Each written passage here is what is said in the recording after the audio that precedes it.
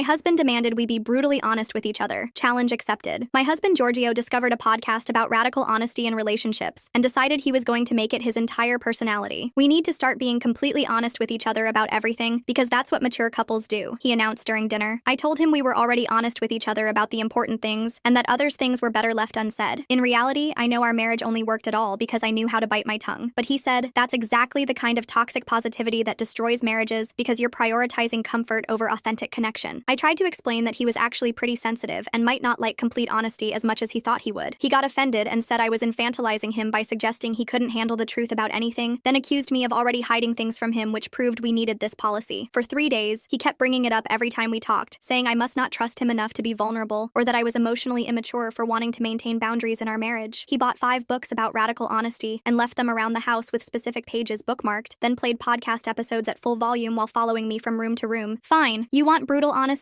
We'll do brutal honesty, I finally said when he woke me up at midnight to discuss why my resistance to transparency was a red flag. He literally clapped his hands like a child and said this would revolutionize our marriage and bring us closer than ever. The next morning, he asked why I'd been quiet at his parents' anniversary dinner last weekend, so I figured now was as good a time as any to start. Because your mother spent the entire night comparing me to your ex-girlfriend who's now a surgeon because she doesn't know that you helped her cheat her way through medical school, I said while buttering my toast. Giorgio's face went slack and he said that was unnecessarily harsh, but I reminded him this was his idea. Also, your dad kept touching our waitress inappropriately, and everyone pretended not to notice because that's what your family does with uncomfortable truths. He started to argue, but I kept going with the honesty he'd demanded. Your brother told me at Christmas that your parents only pretend to support your business ideas because they're terrified you'll have another breakdown like when you dropped out of law school. His coworker Miles came over to watch the game that afternoon, and Giorgio made the mistake of bragging about our new honesty policy and how evolved our relationship had become. Since we're being honest, Miles, you should know that Giorgio only invites you over because everyone else finds him exhausting and you're too polite to say no, I said while bringing them snacks. He actually thinks you're boring, but you always bring good beer and never stay too late, which makes you the perfect guest who requires minimal effort. Miles looked between us uncomfortably while Giorgio tried to laugh it off as a joke, but I reminded him that jokes weren't part of radical honesty. Oh, and that promotion he's been bragging about is actually just a lateral move with a fancier title because his boss wants him to quit but doesn't want to fire him. Miles suddenly remembered he had somewhere to be and left while Giorgio followed him to the door trying to explain. Thursday night was dinner with his parents at their country club, where his mother always made sure everyone knew how successful their family was. When his dad started his usual speech about building everything from nothing and the importance of family values, I decided radical honesty should apply here too. It's interesting you mention values when Giorgio spent $8,000 on OnlyFans last year that he hid in business expenses, I said while cutting my steak. His mother dropped her wine glass while his father turned purple, and Giorgio kicked me under the table frantically. He told me it was networking for his podcast about modern relationships, but honestly he was just addicted to a creator named Candy, who convinced him they had a real connection. His mother started hyperventilating while other diners turned to stare at our table. The credit card company called me about fraud, but it was just Giorgio buying her entire Amazon wish list, including a hot tub that got delivered to Phoenix. By Friday, Giorgio was begging me to stop the honesty policy, saying I'd misunderstood what he meant, and that I was being cruel instead of constructive. You wanted brutal honesty, but only if it made you feel good about yourself, I said, while he sat on the couch looking defeated. You thought I'd tell you that you're secretly amazing and everyone else is wrong about you, but the truth is, everyone tolerates you because of your parents' money and connections. He started crying and said I was destroying him on purpose, that I'd turned something beautiful into a weapon. I sat down next to him and took his hand gently, looking into his eyes with complete sincerity, as his phone buzzed with another text from his mother asking where his father was. I showed him my phone screen and said, your dad isn't at a medical conference in Miami. His 23-year-old mistress just posted them shopping for cribs at Bye Bye Baby. Don't you think you should tell your mom the truth? Giorgio grabbed my phone out of my hand so fast I barely saw him move and started typing with shaking fingers that his dad was stuck in traffic somewhere on I-95. His hands trembled so bad he kept hitting wrong letters and having to delete them while tears rolled down his face onto the screen. I watched him type out this obvious lie to protect the same parents he'd spent 3 days demanding I be brutally honest with about everything. The phone buzzed immediately with another text from his mother asking why his father wasn't answering his own phone if he was just stuck in traffic. Giorgio looked at me with pure desperation in his eyes, silently begging me not to say anything about what we both knew was happening in Miami. I took my phone back from his sweaty hands and typed that we should all meet for coffee tomorrow morning to talk about something important. She texted back asking what was going on, but I just said we'd explain everything in person, and turned the phone off. Giorgio spent the rest of that night pacing around our living room, alternating between screaming at me for ruining his family and having panic attacks about what was coming. He accused me of planning this whole thing from the beginning just to destroy him and everyone he loved. I reminded him calmly from the couch that he literally demanded complete honesty for 3 straight days, and I was just following his rules exactly like he wanted. He threw a coffee mug at the wall and it shattered while he yelled that this wasn't what he meant, and I knew it. Around 2 in the morning, when neither of us could sleep, I heard him on the phone with his brother in the guest bedroom warning him about what was about to happen. His brother wasn't even surprised about their father and admitted admitted he'd known about other women for years but never said anything. This revelation sent Giorgio into another complete spiral about what else everyone had been hiding from him his whole life. He came back to our bedroom crying and asking over and over why his brother never told him the truth about their dad. The next morning, Giorgio insisted on going to meet his mother alone first to soften the blow before showing her the evidence. I agreed, but told him I'd already forwarded all the screenshots to myself in case he tried to delete them to protect his father. He looked at me like I was a complete stranger who'd invaded his home and destroyed everything he thought was real. While he was gone meeting his mother at some coffee shop downtown, I opened my laptop and started researching divorce lawyers in our area. I found one named Vicky Ridley who specialized in high-conflict divorces and had amazing reviews from women in similar situations. I called her office and made an appointment for next week, then drove to the bank and opened my own checking account. The teller helped me transfer exactly half our joint savings into the new account, while I thought about how this marriage was definitely over. Giorgio came home 3 hours later looking like someone had died, which I guess in a way something had died that morning. His mother didn't believe him at first and accused him of making up lies to hurt her for some reason. Then she demanded to see the evidence herself, so he had to show her the Instagram posts of her husband shopping for baby furniture with a woman younger than Giorgio. She left the coffee shop without saying another word and went straight to her sister's house where she wasn't answering anyone's calls. His father started calling both our phones non-stop around lunchtime, leaving increasingly angry voicemails about defamation and slander. First, he threatened legal action saying we'd photoshopped everything and he'd sue us for destroying his reputation. Then he pivoted to offering us money to keep quiet about the whole thing and delete all the evidence. Giorgio listened to each message, getting more and more disgusted with the man he'd worshipped his entire life. By evening, his father showed up at our house, pounding on the front door, demanding to speak with me directly about my lies. Giorgio wouldn't let him in, and they ended up screaming at each other on our front lawn for everyone to see. The neighbors definitely heard everything about the affair and the baby, and even the $8,000 on OnlyFans. His father called me a vindictive bitch who'd poisoned his son against him, and Giorgio actually defended me for once. I wonder why Giorgio thought this radical honesty thing would work differently than it did. He seems genuinely shocked that his wife knew all these secrets about his family and spending habits. They almost got into a physical fight before his father finally drove away, threatening to cut Giorgio out of his will completely. After his father left, I went online and booked an emergency appointment with a therapist named Tess Say for both of us. Giorgio agreed to go only because he was desperate for someone to tell him how to fix this mess and save his family. I agreed to go because I needed to understand why I'd stayed quiet for so long about all these terrible truths. The next morning, Miles started texting Giorgio's phone over and over while we sat at the kitchen table in silence. I could see the messages piling up asking if everything was okay and why Giorgio hadn't shown up for work or answered any calls for 2 days. Giorgio pushed his phone across the table and asked me to text Miles back that he was sick with the flu. I shook my head and reminded him that lying wasn't part of radical honesty, even if it was to protect his job. He grabbed his phone and threw it hard against the wall where it shattered into pieces. The silence lasted about 10 minutes before my own phone started ringing with his mother's name on the screen. She didn't even say hello before demanding to know everything about the OnlyFans situation and asking if I had proof of what I'd said at the country club. I pulled up 3 years worth of credit card statements on my laptop while she waited on the phone. Each charge to OnlyFans was highlighted in yellow, along with the Amazon purchases and wire transfers to someone named Candy in Phoenix. I emailed her the entire folder of statements plus screenshots of the transactions that Giorgio had tried to hide as business expenses. She hung up without saying goodbye. 3 days later, we were sitting in Tess's office for our first therapy appointment that I'd booked. The waiting room smelled like vanilla candles and had those white noise machines that were supposed to be calming, but just made me more anxious. Giorgio spent the first 20 minutes telling Tess how I'd turned into someone cruel and vindictive who was destroying his family on purpose. He said I'd weaponized honesty to hurt everyone around him and that I was clearly having some kind of mental breakdown. Tess listened without interrupting, then asked him to explain why he'd wanted radical honesty in the first place. He stumbled over his words trying to explain about the podcast and how successful couples communicate, but couldn't give any real reason beyond saying it seemed like the mature thing to do. She asked him what he thought honesty meant, and he said telling the truth to build trust and connection. Then she asked him why he'd only wanted honesty when he thought it would benefit him. His face turned red and he started arguing that wasn't true, but Tess stayed calm and pointed out that he'd demanded honesty when I was comfortable with boundaries. She said he'd used the concept as a weapon first by making me feel guilty for wanting privacy in our marriage. Then she asked why he thought he could handle brutal truths when he'd had a complete breakdown just from the stress of law school 8 years ago. That's when he stood up and stormed out of the session, slamming the door so hard the certificates on the wall shook. I stayed in my chair while Tess watched him leave, then turned back to me with a small smile. She said we could continue the session just the two of us if I wanted. For the next 40 minutes, I told her everything, including things I'd never told Giorgio, like how exhausted I was from managing his emotions every single day. I told her about the time he'd thrown a plate at the wall because his boss criticized his presentation, and I had to calm him down for 3 hours. I told her about Christmas when his brother pulled me aside to warn me that Giorgio had these episodes his whole life. I told her how I'd learned to predict his moods and head off his tantrums by carefully managing what information he received and when. Tess validated that I wasn't crazy for finally snapping after years of walking on eggshells. She said what I'd done might seem extreme, but it was a natural response to being pushed past my breaking point. We scheduled individual sessions for me going forward every Tuesday morning. When I got home, Giorgio was passed out on the couch surrounded by empty beer bottles. The landline was ringing and the caller ID showed it was Arnie from Giorgio's office. I I picked up and Arnie immediately asked if everything was all right because Giorgio hadn't shown up for 3 days and wasn't returning anyone's calls. I told him Giorgio was dealing with a family emergency, which was technically true even if Giorgio had caused it himself. Arnie sounded concerned, but then mentioned that several clients had been complaining about Giorgio's work quality for months. He said Giorgio had missed deadlines and showed up to meetings unprepared or sometimes drunk. I thanked him for calling and said Giorgio would be in touch soon, even though I doubted that was true. My phone buzzed with a notification from Instagram, and when I opened it, my stomach dropped. The mistress had posted more photos from Miami, and this time she was wearing a massive diamond ring on her left hand. The caption said